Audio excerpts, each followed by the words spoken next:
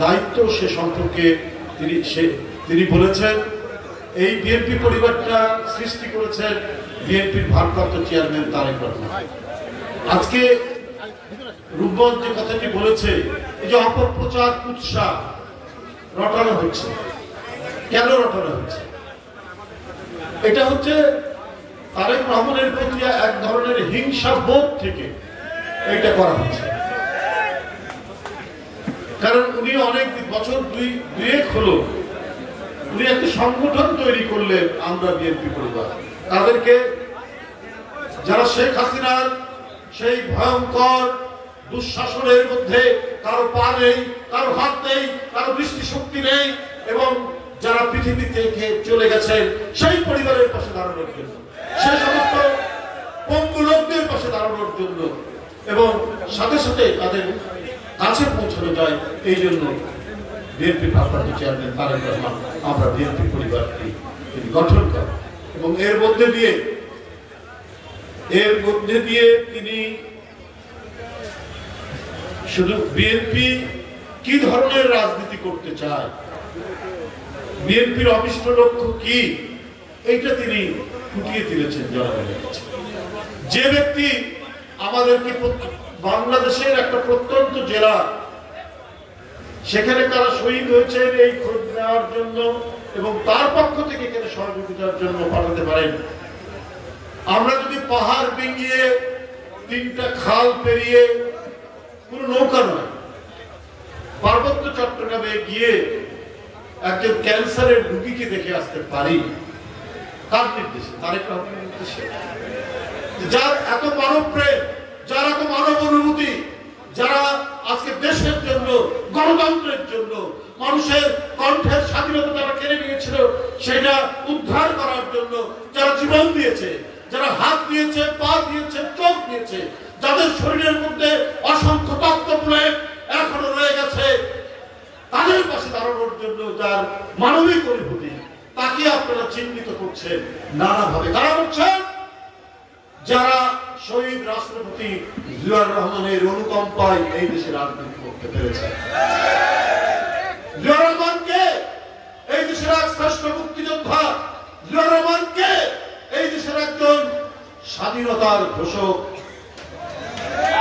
আপনারা যে একটি ইসলামী দল, আপনারা কবে থেকে রাজনীতি করার সুযোগ পেয়েছেন? জিয়াউর রহমানের অনুকম্পায় আপনারা সুযোগ পেয়েছেন। এখন তার জ্যেষ্ঠ পুত্র, তাকে আপনারা টার্গেট করেছেন। বুকপিট বলে আপনাদের কিছু নেই। জিয়াউর রহমানের অনুকম্পায় রাজনীতি করেছেন। জিয়াউর রহমান মারা গেল, এরশাদ বন্দুকের নল নিয়ে গণতন্ত্র হত্যা করলো, সেই এরশাদের দিনে কেউ যাবে না বললো, আপনারা চলে গেলেন কার সাথে? শেখ হাসিনার সাথে। সবসময় সুবিধা খুঁজে বেড়ান, সবসময় ধান্দা খুঁজে বেড়ান, চলে গেলেন। বিএনপি যায়নি, দেশনেত্রী বেগম খালেদা জিয়া উনি বলেছেন জনগণের কাছে আমি যে অঙ্গীকার ওয়াদা করি সেখান থেকে সরব। তাই ইসলামের নামে রাজনীতি করেন।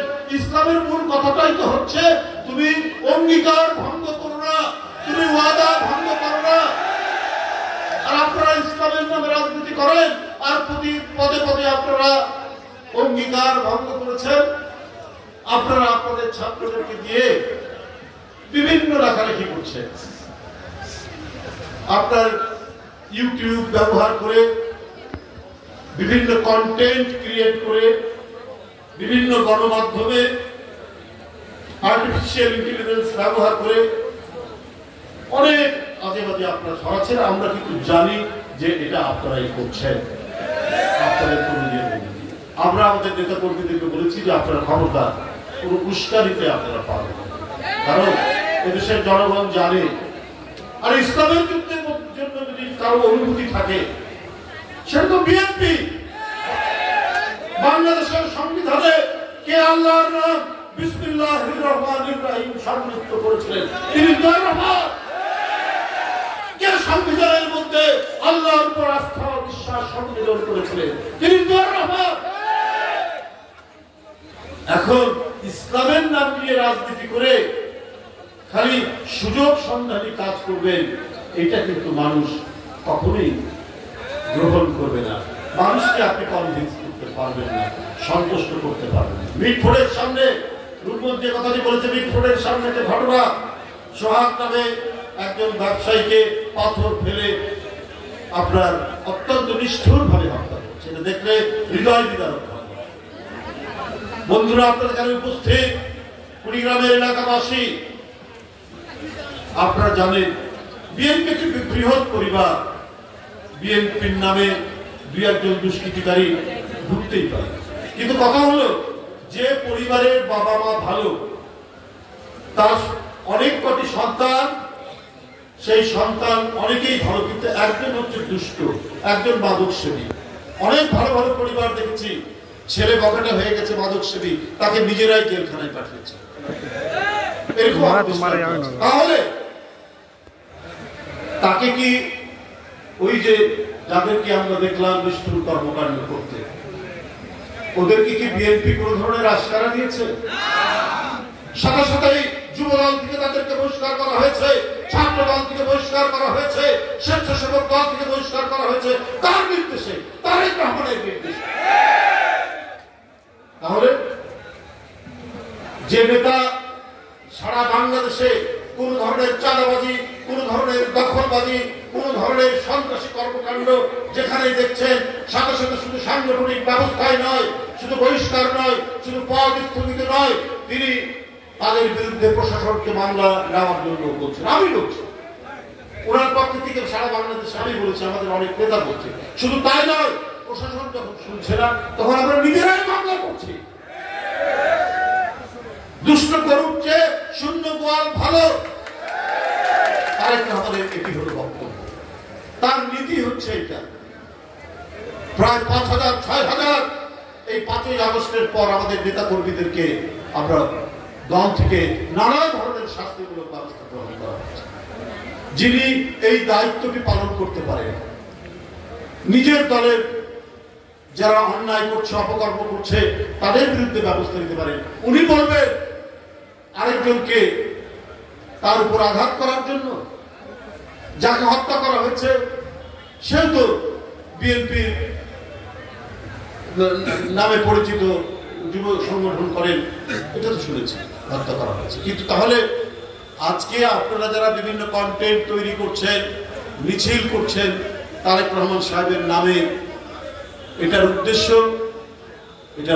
তো ভালো না। আপনারা কোনো না কোনো ভাবে, আমি স্পষ্ট ভাবে বলতে চাই, ওই পরাজিত আওয়ামী দোসরদের সাথে আপনারা সংযোগ রক্ষা করছেন। আজকে দেশের মানুষ শান্তি চায়, স্বস্তি চায়। আজকে দেশের মানুষ শেখ হাসিনার প্রত্যাবর্তন চায় না, আবার সেই দুঃশাসন চায় না, আবার সেই টাকা পাচার চায় না, আবার সেই রাস্তার মধ্যে পুলিশের গুলিতে অনেক আবু সাইদ, অনেক মুগ্ধ, অনেক ওয়াসিম আকরামের দৃষ্টান্ত স্থাপিত হতে দেখতে চায় না। কিন্তু আপনাদের আচরণ, আপনাদের বিভিন্ন গোপন কার্যক্রম, এটা তো সন্দেহ তৈরি করছে। আপনি কাদেরকে এই সমস্ত বিএনপি গণতান্ত্রিক সংগ্রামের জন্য 16 বছর নিরন্তর আন্দোলন করেছে, তার প্রধান নেত্রী দেশনেত্রী বেগম খালেদা জিয়া 6 বছর কারাগারের মধ্যে নিষ্ঠুর নিপীড়নের মধ্যে, তার উন্নত চিকিৎসা দেওয়া হয়নি, তাকে ঠিক মতো খাওয়া দাওয়া হতো না। এইরকম একজন স্বাধীনতার ঘোষক, একজন রাষ্ট্রপতি, নিজে 3 বারের প্রধানমন্ত্রী, তাকে যে ধরনের অত্যাচার করা হয়েছে সব সহ্য করেছে, সব মেনে নিয়েও তার জন্য, জনগণের জন্য, গণতন্ত্রের জন্য, এই দেশের জন্য বেগম খালেদা জিয়া এত ত্যাগ স্বীকার করেছে। আরে মঈনুদ্দিন ফখরুদ্দিন -2 থিওরির কথা মনে আছে আপনাদের? -2 তত্ত্ব জারি করেছিল যে শেখ হাসিনাও থাকবে না, বেগম জিয়াও থাকবে না, এই তত্ত্ব জারি করেছিল। শেখ হাসিনা তো চলে গেছে, কিন্তু বেগম খালেদা জিয়াকে দেশ থেকে বের করতে পেরেছিল? তাকে গ্রেফতার করে বন্দী করে রাখা হয়েছে, তারপরেও তাকে দেশ থেকে সরিয়ে দেওয়া যায় না। এটাই তো দেশের প্রতি ভালোবাসা। এটাই তো মানুষের প্রতি ভালোবাসা। এই কারণ তিনি এদেশের একজন বিখ্যাত মুক্তিযোদ্ধার স্ত্রী।